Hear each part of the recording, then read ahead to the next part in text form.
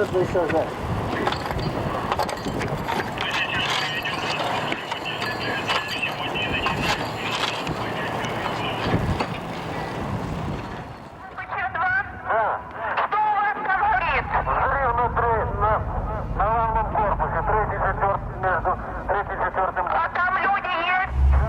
lie we tell incurs a debt to the truth. Sooner or later, that debt is paid. The central theme of HBO's dramatic miniseries Chernobyl revolves around how lies can lead to disaster. How the way we craft stories about what really happened can cause harm. This, however, presents an ironic challenge when creating a dramatization of real events. Dramatic narrative by its nature requires modification and simplification of what actually happened.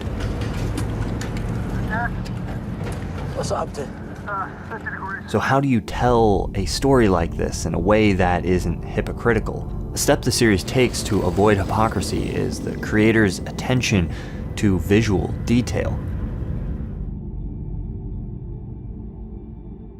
Small details about how things appeared may sometimes seem inconsequential, but the series has an outstanding dedication to portraying these details accurately, and I think it matters. Because of the nature of the working area, you will each have no more than 90 seconds. Some of it is in blocks weighing approximately 40 to 50 kilograms. They all must be thrown over the edge here.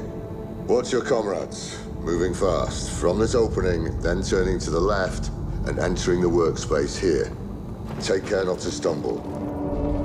Do you understand your mission as I have described it? Yes. These are the most important 90 seconds of your lives. The documentary footage I'm showing as a comparison here was often used for reference in designing costumes, buildings, sets, etc. Most of what is changed about the story is shifting things on the timeline or condensing information or characters in a way that is necessary to tell the story in only 5 episodes. Above all, while on the roof, throw your debris over the rail. Do not look over the rail. Is that clear? Very well. On my mark, ready, go. Seeing the show and reality side by side makes it obvious how understated the show's approach to the story is. There would have been many opportunities to try to make events look and feel more dramatic, but it wasn't necessary, and I think it pays off.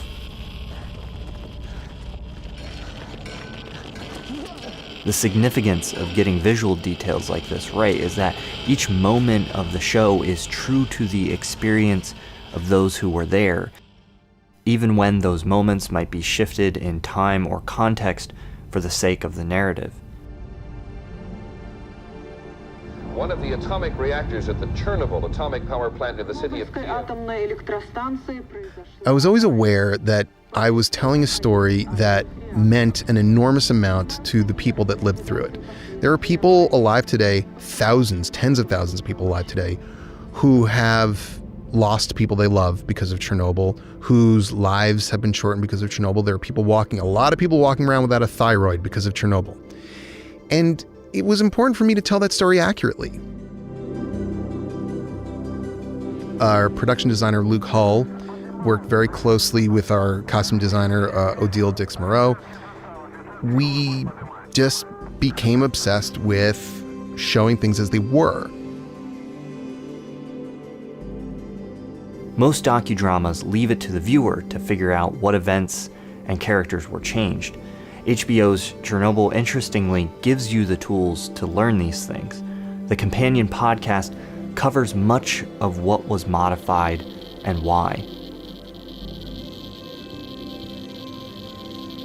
Of those many wonderful reasons to do this, the one that was most important to me from the jump was a chance to set the record straight about what we do that is very accurate to history, what we do that is a little bit sideways to it, and what we do to compress or change.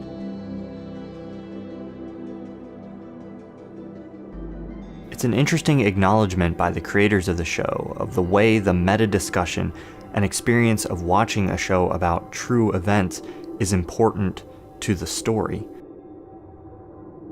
And being transparent and talking about these things and the process of adapting reality to narrative is commendable. It sets an interesting new standard for films and TV of this genre. The real danger is that if we hear enough lies, then we no longer recognize the truth at all. What can we do then? What else is left but to abandon even the hope of truth and content ourselves instead with stories? A while ago, I made a video similar to this one, comparing the Oliver Stone movie Snowden to actual footage from the documentary Citizen 4. Right now on Mubi, you can watch Citizen 4, and it's a great documentary that I highly recommend. Go to Mubi.com/ThomasFlight to get access to a free trial of Mubi's excellent hand-curated library. They have 30 films at a time. Every day one is added and one is taken away. And I love that on the site you can see reviews from other users, reviews from critics, and Mubi's justification for why they chose this film. It's a great way to find new and interesting things to watch. Go watch Citizen 4 if you haven't for free when you sign up for your 30-day free trial at Mubi.com/ThomasFlight. That's Mubi.com/ThomasFlight. Thank you so much for watching. I hope you enjoyed this video. Special thank you to my patrons. Go to patreon.com/ThomasFlight to find out how you can get access to bonus videos, merch, a podcast, a Discord channel, and more.